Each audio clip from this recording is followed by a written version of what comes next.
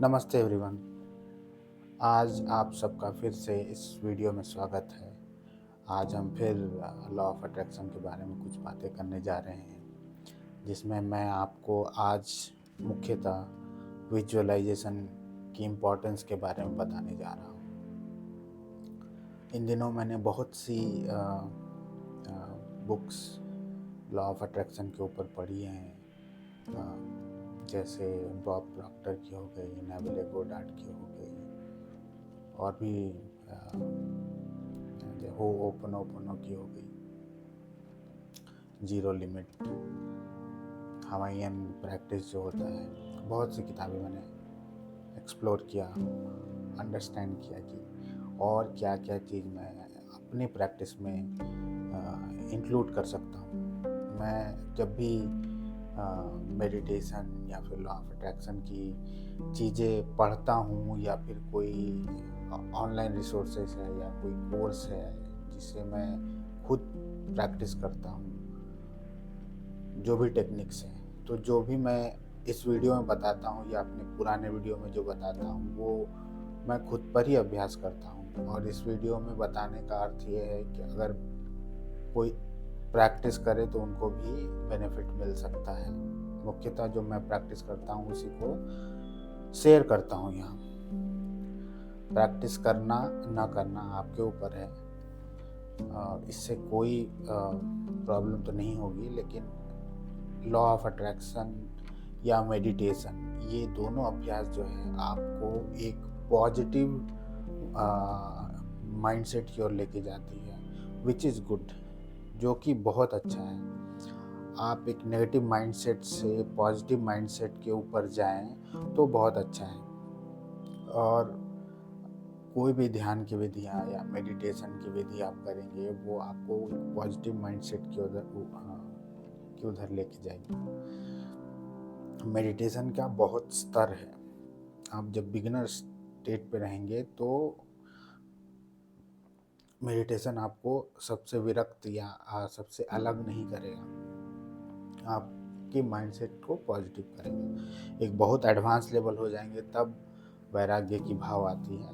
वो अभी एक बिगिनर सेशन जब आप करेंगे, कुछ हद तक करेंगे, उसमें वो उस तरह का भाव नहीं आएगा, लेकिन आपके लाइफस्टाइल को बदल देगा। जहाँ आप नेगेटिव थे, बहुत से सवाल या चिंतन मन में आते रहते थे, वो नहीं आते।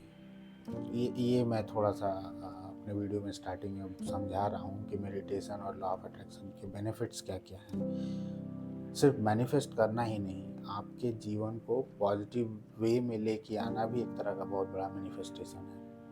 आप हर वक्त कुछ नेगेटिव विचारों में खोए हैं तो आप वैसे भी जो चाहते हैं वो नहीं हो पाएगा, क्योंकि आप कोई एग्ज़ाम देने गए हैं, वहाँ बहुत सी नेगेटिव चीज़ें चल रही हैं आपके दिमाग में।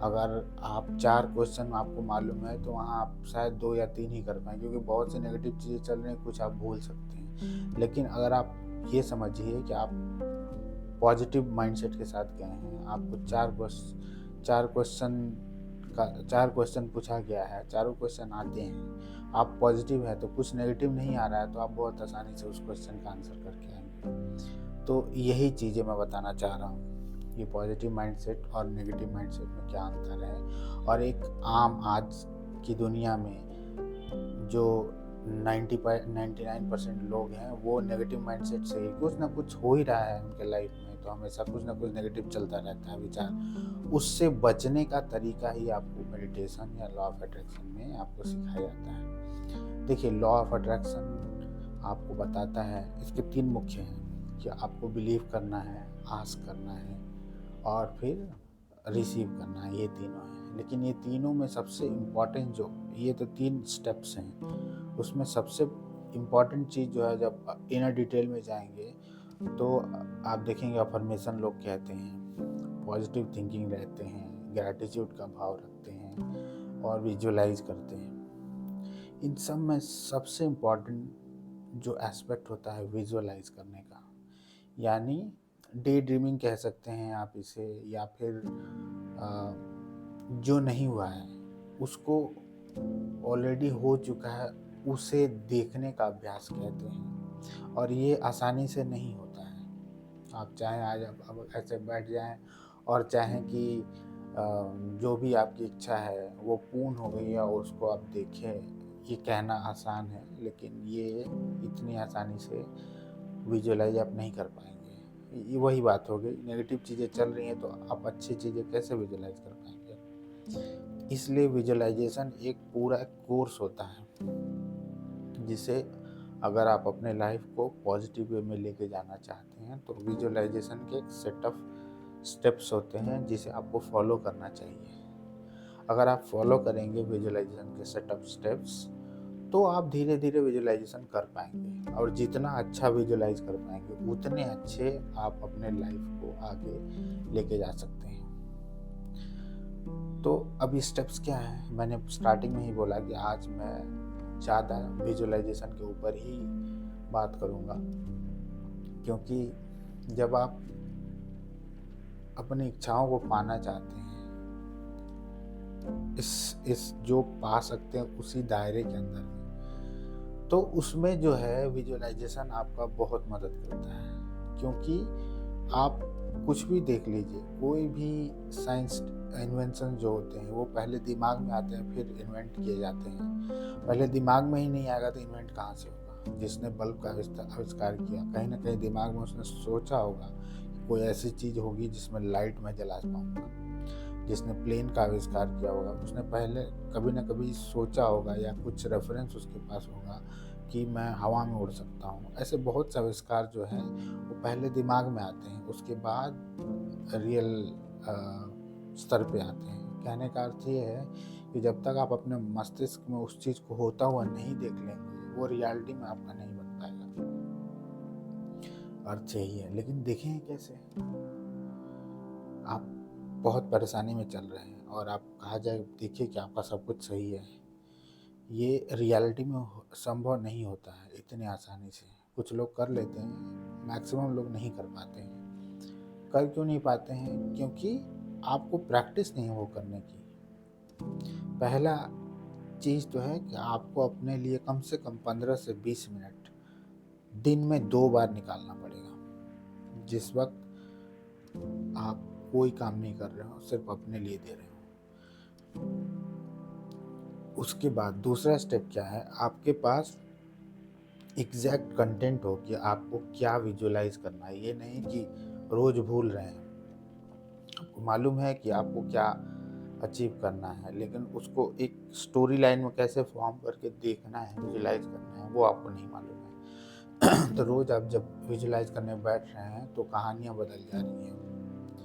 कुछ इधर आ रहा है, कुछ इधर आ रहा है, उसके वजह से, और जब जो आपका नेगेटिव फीलिंग है वो कुछ और फील कर रहा है उसमें, तो ये भी गलत नेगेटिव चीज़ें जाएंगी। तो इसके लिए करना क्या है, आपको जो भी एक विश हो, जो भी आप बनना चाह रहे हो, उसको पहले एक नोटबुक पर लिख लें कि मैं बन चुका हूँ, इसके बाद मेरी लाइफ ये बदल गई है, मेरा ऑफिस ऐसा है, मेरा घर ऐसा हो गया है। पूरा एक लिख लें कि उसके बाद आपके हिसाब से क्या बदलेगा, और बदलेगा नहीं, बदल करके आप किस तरह से रह रहे हैं वो एक नोटबुक पर लिख लीजिए। लिखने के बाद उसको रोज जब समय मिले पढ़ लीजिए। इससे होगा क्या कि आपको कहानी पूरी याद हो जाएगी। अब देखिए यही चीज़ें बदलेंगी जब वो कहानी आपको याद हो जाएंगी। मैंने स्टार्ट में कहा कि आपको कम से कम 20 मिनट अपने आप के लिए देना है। कहानी हो सकता है 5 मिनट का ही है, लेकिन उसके पहले का, उसके बाद का, वो भी समय आपको चाहिए वो पूरा इन्वायरमेंट क्रिएट करने के लिए। आपने कहानी लिखी, अपने विश को लिखा कि विश अचीव हो गया, क्या क्या चीज़ें उसके बाद हो रही हैं, आप लाइफ में कैसे सेटल हैं, क्या घर है, पर फैमिली कैसा है, ये सब चीज़ें आपने लिख ली, कहानी पूरा फॉर्मेट कर लिया। अब उसको आप रोज़ पढ़िए ताकि वो आपको याद हो जाए। जब समय मिले एक बार पढ़ लीजिए, तो कुछ समय बाद 2 दिन 3 दिन में आपको पूरी कहानी रट जाएगी। अब करना क्या है, जब भी आप बैठ रहे हैं विजुअलाइजेशन के लिए, अब बहुत से टेक्निक है, मैं सिर्फ विजुअलाइजेशन की बात कर रहा हूँ आज। जब आप विजुअलाइज करने के लिए बैठ रहे हैं तो उसके पहले आपको क्या करना है, कुछ देर आप डीप ब्रीदिंग कर लें, थोड़ा सा अपने आप को कूल डाउन करें। डीप ब्रीदिंग जो है आपका जो फाइट एंड फ्लाइट का जो मोड है, जो आपके अंदर बहुत सी चीज़ें, जो बहुत से विचार चल रहे हैं, उसको थोड़ा सा स्लो डाउन करता है। तो बहुत अच्छा है, उसको आप थोड़ा सा धीरे धीरे सांसों को लें, धीरे धीरे सांसों को छोड़ें, थोड़ा स्लो डाउन करें ब्रीदिंग स्पीड को। स्लो डाउन कर लिए, 5 से 5 मिनट कीजिए। उसके बाद अपनी आँखों को बंद कीजिए और सोचिए कि आप जो आपकी आँखें हैं थोड़ी ऊपर की ओर देख रही हैं। इससे आँखों को इस तरह से हल्का करना, क्लोज करके आँखें जो आप देख रहे हैं यहाँ पे ध्यान दीजिए, या फिर थोड़ा और 20 डिग्री ऊपर की तरफ ध्यान दीजिए आँखों को क्लोज करके। ये आपके क्या करता है, आपके ब्रेन वेव फ्रीक्वेंसी को स्लो डाउन करता है। मैंने पहले ही बताया alpha beta gamma brain wave frequencies. आपके ब्रेन में फ्रीक्वेंसी जितना स्लो होगा उतना ही विजुअलाइज करने की कैपेबिलिटी आपकी अच्छी होगी, क्योंकि विजुअलाइजेशन आपका जो है हमेशा राइट ब्रेन करता है। और जब आप बीटा से अल्फा की ओर जाएंगे ब्रेन में फ्रीक्वेंसी, तो आपको विजुअलाइज करने में और मदद अच्छी मिलेगी। तो इसलिए आप अपने ध्यान को यहाँ रखिए या सोचिए कि ऊपर की ओर आप देख रहे हैं। पहले दिन शायद उतना अच्छे से ना हो, लेकिन धीरे धीरे अभ्यास करेंगे कुछ दिन में तो होने लगेगा ही। कुछ चीज़ें इम्पॉसिबल नहीं होती हैं, सब चीज़ पॉसिबल होता है, तो ये होने लगेगा।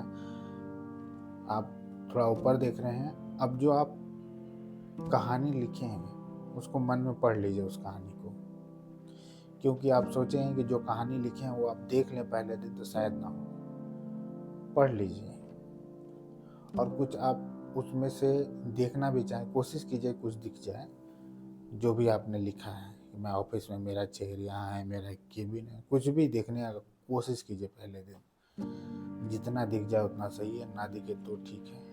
मन में पढ़ लीजिए जो भी आपने लिखा है, क्योंकि आप रोज़ पढ़ रहे हैं उसको, तो आपको कुछ ना कुछ तो याद है, पढ़ लीजिए। अब एक बार पढ़ने से क्या होगा ना, जब आप धीरे धीरे इसी को बार बार अभ्यास करेंगे तो उसके जो विजुअल्स हैं, जो इमेज है, वो धीरे धीरे फॉर्मेट होने लगेंगे, क्योंकि आप रोज़ उसी को पढ़ रहे हैं। तो जब आप आंखें क्लोज करेंगे, ध्यान को थोड़ा ऊपर लेके जाएंगे और उसी को पढ़ेंगे, तो कुछ दिनों के बाद जो है वो पूरा इमेज जो है आपको दिखना शुरू हो जाएगा। यही बोलते हैं प्रैक्टिस। जब तक आप प्रैक्टिस नहीं करेंगे तब तक आप अच्छे विजुअलाइजर नहीं बनेंगे। तो वो चीज़ें आपको अगर देखनी है तो उसके लिए धीरे धीरे धीरे समय देना पड़ेगा। और ऐसा नहीं है कि जो आप मैनिफेस्ट करना चाह रहे हैं वो तुरंत हो जाएगा, उसके लिए आपको समय देना पड़ेगा। तो आप थोड़ा पेशेंस बनाइए और पूरा जो आपका विश है उसको एक नोट पैड में उतारिए। 20 मिनट का समय दिए सुबह और शाम में। बेस्ट होता है जब आप उठ रहे हैं उस वक्त और जब आप सोने जा रहे हैं उस वक्त। ठीक है, बैठिए 20 मिनट के लिए। 5 मिनट का आप डीप ब्रीदिंग एक्सरसाइज कीजिए।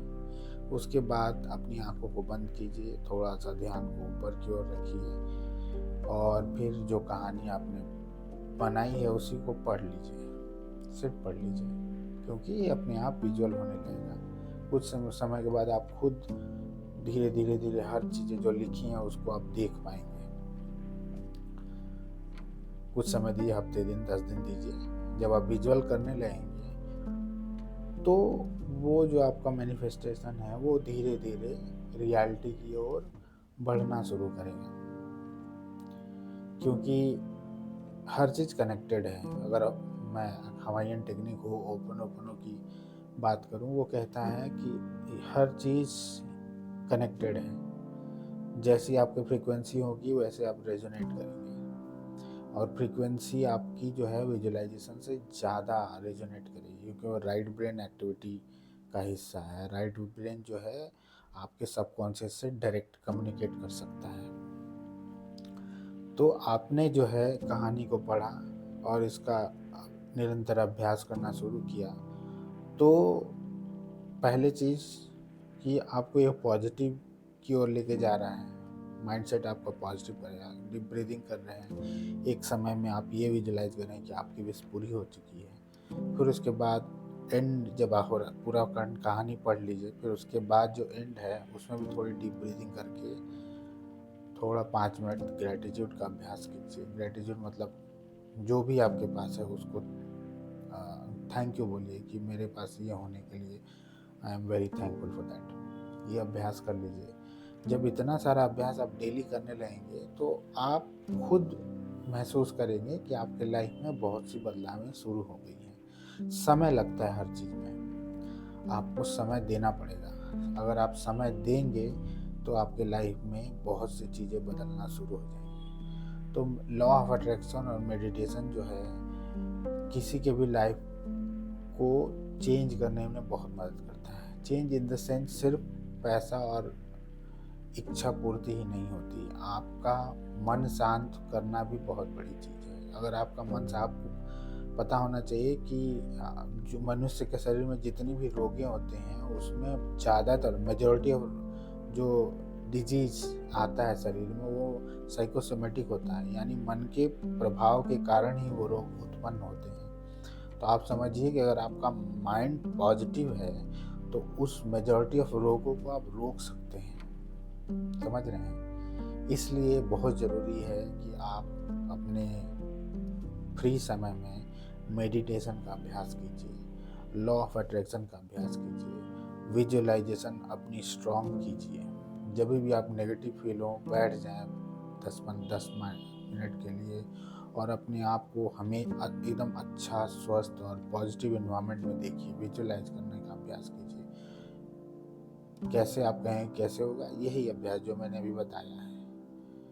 नोट एक कहानी की तरह लिखिए कि आप पॉजिटिव हैं तो क्या करेंगे, स्वस्थ हैं तो क्या करेंगे।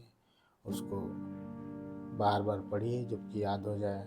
जैसा भी सिचुएशन हो, जो भी विजुअलाइज करना हो, उस समय अपने आप को थोड़ा अलग कीजिए, आंखें बंद कीजिए और विजुअलाइज कीजिए। सिंपल सा टेक्निक, और ये आपके जीवन में बहुत से सुधार लाएंगे। तो आज का वीडियो विजुअलाइजेशन की इम्पोर्टेंस के ऊपर था। मैं बार बार विजुअलाइजेशन की इम्पोर्टेंस को बताऊंगा ताकि ये कितना इम्पोर्टेंट है ये आपको समझ में आ सके।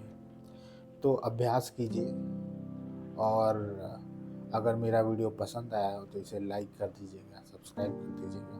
मैं फिर किसी नए वीडियो में आपके साथ मिलूँगा और कुछ नए चीज़ों पे बात करूँगा, मेडिटेशन टेक्निक के ऊपर बात करूँगा। मैंने अभी हाल में ही विज्ञान भैरव तंत्र पुस्तक पढ़ा है। ये एक महान ग्रंथ है अपना, जिसमें 112 तरीके ध्यान के बताए हुए हैं। तो उसके ऊपर भी मैं बात करूँगा। बहुत अच्छी किताब है, पढ़नी चाहिए अगर आपको ध्यान में इंटरेस्ट है। बिगिनर्स के लिए भी है, एडवांस टेक्निक्स भी है, बहुत से टेक्निक्स। 112 टेक्निक्स मेडिटेशन की बहुत बड़ी किताब होती है, और बात करूँगा मैं उस पर कुछ टेक्निक्स के ऊपर बात करूँगा कभी। आज का वीडियो जो है सिर्फ विजुअलाइजेशन की इम्पोर्टेंस के ऊपर था।